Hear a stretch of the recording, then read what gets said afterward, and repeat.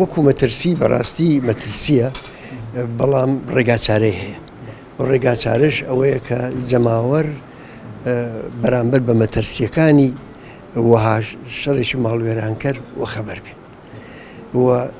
بۆ ئەو مەبەستەش دەبێت هەمیشە هەموو ڕاستیەکان بە خەڵک بگوترێ و لە هەمان کاتدا لە نێوان هێزە سیاسیەکانیشدا دەوری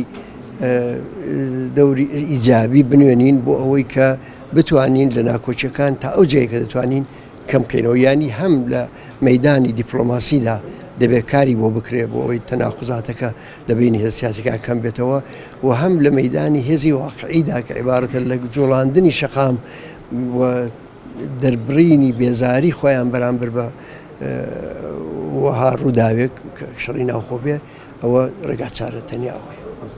بۆچی ئەو گرفتانەی کە هەم بە دانوستان و بە کۆبوونەوە بە گفتوگۆ چارەسەر ناکردنەوە کە نابێتە دەرگواستنەوەی هێز و ئاڵۆسەدانی و ناوچەکانی گەلی ئەمانە یانی بۆچی ناکرێت لەسەر نزیک گفتوگۆ چارەسەر؟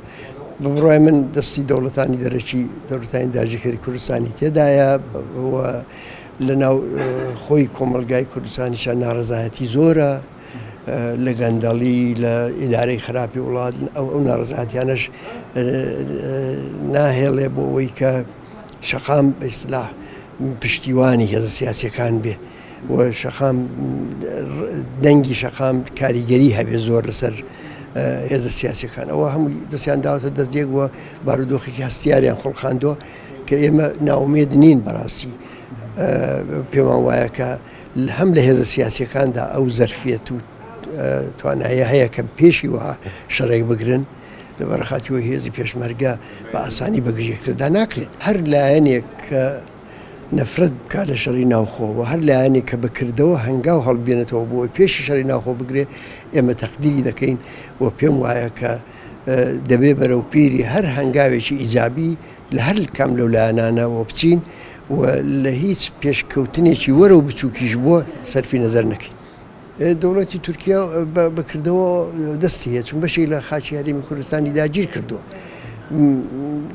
دەوڵەتی تورکیا ماڵ و سامانی هاوڵاتیان دەسووتێنێ بە تاڵانی دەبا و بەم جۆرە هەوڵ دەدا بۆ ئەوەی کە جۆری بێزاری لەناو جەماوەری خەڵکا دروستکە.